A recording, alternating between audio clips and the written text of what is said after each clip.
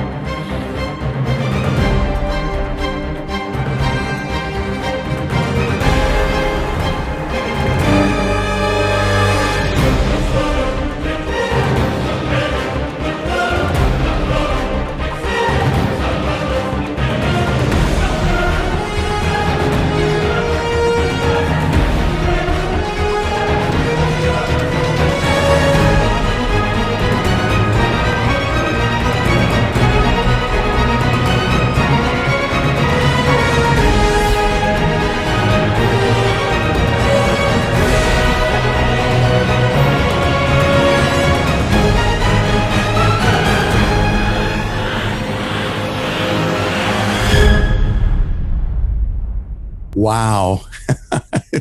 June, this sounds like a story that could come right out of today's headlines.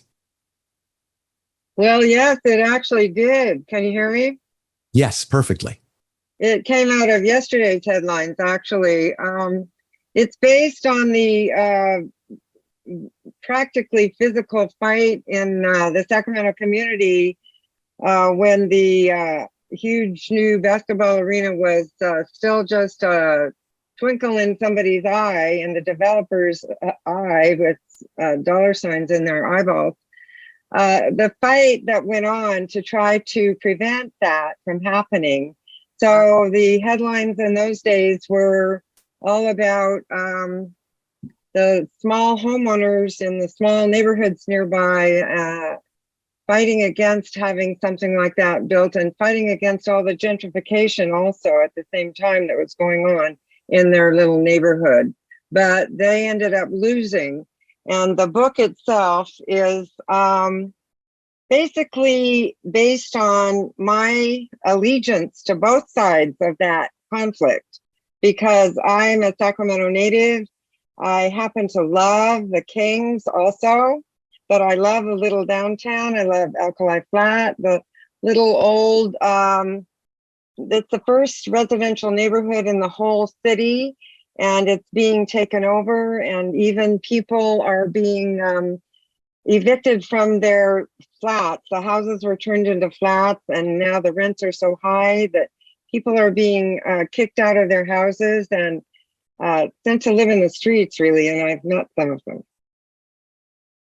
As a concept for a story, it doesn't sound like something that would be jumping off of the bookstore shelves, but when I read the book, it was very hard to put down. How did you create such a great tale out of what most of us turn off when the news comes on? Well, the main character has an interesting situation with a preteen daughter who's a basketball player, and it's in a time frame of school shootings and a very risky situation for her daughter. So there's a lot of connection with young people and their hopes and dreams. And the main character, Hillary, is trying to protect her young daughter, keep her safe, at the same time that she's being targeted by this old man who's leading the charge against any kind of development in the town. And the old man happens to be a former old professor of hers also. And they have a actual personal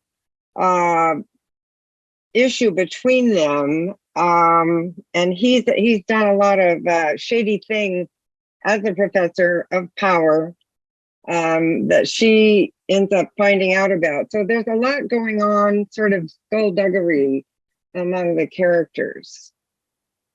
And the audience seems to be bifurcated too. my younger children told me this could be a young adult story as well as a story for grown-ups. Was that part of your thought process as you were creating it?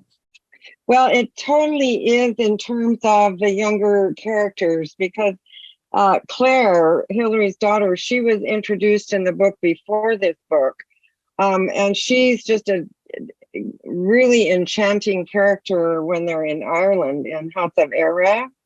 When there's a lot of ghost story aspects in that book. And so this book continues on with the saga of Claire and Claire's new friend, Keisha, who's the basketball player.